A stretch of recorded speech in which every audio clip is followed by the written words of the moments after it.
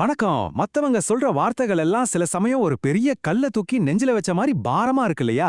இன்னைக்கு அந்த பாரத்துல இருந்து எப்படி விடுபடுறதுன்னு பவித்ரன்னு ஒரு இளைஞனோட கதை மூலமா நம்ம தெரிஞ்சுக்க போறோம். இது வெறும் கதைன்னு மட்டும் நினைக்காதீங்க. இது நம்ம மன அமைதிக்கான ஒரு சூப்பரான வழிகாட்டி.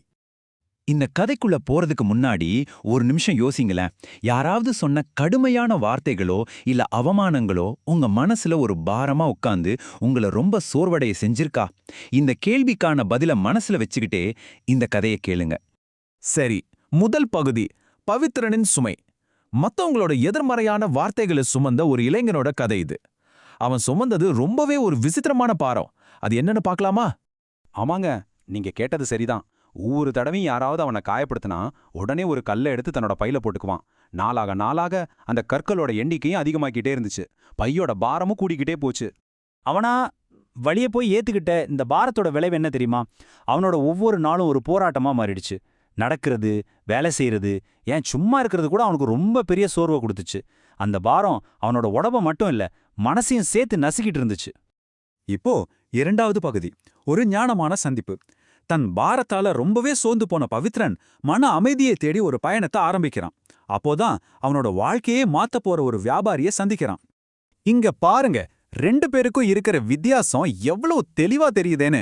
ஒரு பக்கம் முதுகுல அவ்வளோ பெரிய பாரத்தோட சோர்வா அமைதியை தேடி அலையிற பவித்ரன். இன்னொரு பக்கம் எந்த சுமையும் இல்லாம ரொம்ப இயல்பா அமைதியா பயணம் செய்யற அந்த வியாபாரி. இந்த வேறுபாடுதான் கதையோட மையப்புள்ளியே.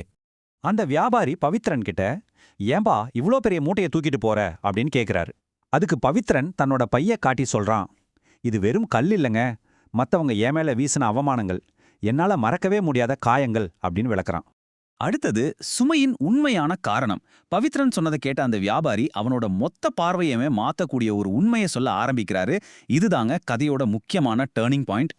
வியாபாரி சொல்றாரு, பார்ப்பா, ஒருத்தர் உன்னை அவமானப்படுத்தும் போது அவங்க அந்த வாழ்த்தைய ஒரு கல்லு மாதிரி உன் மேல வீசிட்டு அதை அப்பவே மறந்துட்டு எந்த பாரமும் இல்லாம அவங்க பாட்டுக்கு போயிட்டே இருக்காங்க. அவரை தொடர்றாரு. ஆனா நீ என்ன பண்ற? அதுக்கு ரியாக்ட் பண்ணி நாள் முழுக்க அதையே யோசிச்சு அவங்க வீசிட்டு போன கல்ல நீயே குனிஞ்சு எடுத்து உன் பையில போட்டுக்கிற அப்படின்னு சொல்றாரு.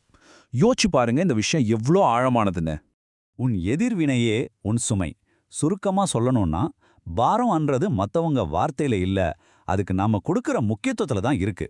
ஆமா, இந்த ஒரு வரியில தான் பவித்ரனோட மொத்த விடுதலைக்கான வழியே இருந்துச்சு.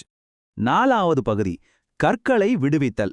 அந்த ஞானமான வார்த்தைகளை கேட்டதும் பவித்ரனுக்கு பளிச்சுன்னு ஒரு உண்மை புரியுது. இப்போ அவன் தான் சுமைகளை எல்லாம் இறக்கி வைக்க ரெடி ஆயிட்டான். வியாபாரியோட அந்த ஞான வார்த்தைங்க அவன் மனசுல ஆழமா பதிஞ்சிடுச்சு. உடனே மெதுவா தன்னோட முதுகுல இருந்த பைய இறக்கி ஒவ்வொரு கல்லா எடுத்து அந்த வழியிலே விட்டுட்டு போனான். ஒவ்வொரு கல்லும் ஒரு வலியோட நினைவுதான். ஆனா இப்போ அதையெல்லாம் விடுவிக்க அவன் தயாரா இருந்தான். அந்த பாரத்தை இறக்கி வச்ச உடனே அவனுக்குள்ள ஏற்பட்ட மாற்றங்களை பாருங்க. முதல்ல அவன் மனசு மேகங்களைஞ்ச வான மாதிரி தெளிவாச்சு. அப்புறம் வருஷக்கணக்கா சுமந்த பாரம் இறங்குனதால அவனோட உடம்பும் வாழ்க்கையுமே லேசான மாதிரி உணர்ந்தான். ரொம்ப முக்கியமா, இனிமேல் யார் எந்த கல்லை வீசினாலும் அதை எடுக்கவே கூடாதுன்னு அன்னைக்கு ஒரு முடிவு பண்ணான். சரி, இப்போ கடைசி பகுதிக்கு வந்தாச்சு. அமைதிக்கான ஒரு தினசரி பயிற்சி. பவித்ரனோட கதை நமக்கு ஒரு வழிய காமிச்சிருக்கு. இப்போ அதிலிருந்து நாம கத்துக்கிட்ட பாடத்தை எப்படி நம்மளோட அன்றாட வாழ்க்கையில பயன்படுத்தலான்னு ஒரு சிம்பிளான பயிற்சி மூலமா பார்க்கலாம். இது ஒரு எமோஷனல் ரிலீஸ் எக்ஸசைஸ் மாதிரி. ரொம்ப சிம்பிள். தினமும் தூங்க போறதுக்கு முன்னாடி ஒரே ஒரு நிமிஷம் அமைதியா உட்காருங்க. அன்னைக்கு உங்களை ரொம்ப கஷ்டப்படுத்தின ஒரு சம்பவத்தை நினைச்சு பாருங்க. அந்த சம்பவத்தை உங்க கையில ஒரு கல் இருக்கிற மாதிரி கற்பனை பண்ணிக்கோங்க.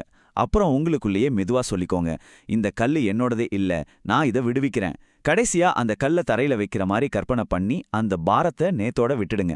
இப்படி தினமும் செஞ்சா ஒவ்வொரு நாளும் புது பாரத்தை சேர்க்காம ரொம்ப லேசா இருக்கலாம். சரி, இந்த விளக்கத்தோட இறுதியில உங்ககிட்ட ஒரு கேள்வி கேட்கணும்னு ஆசைப்படுறேன்.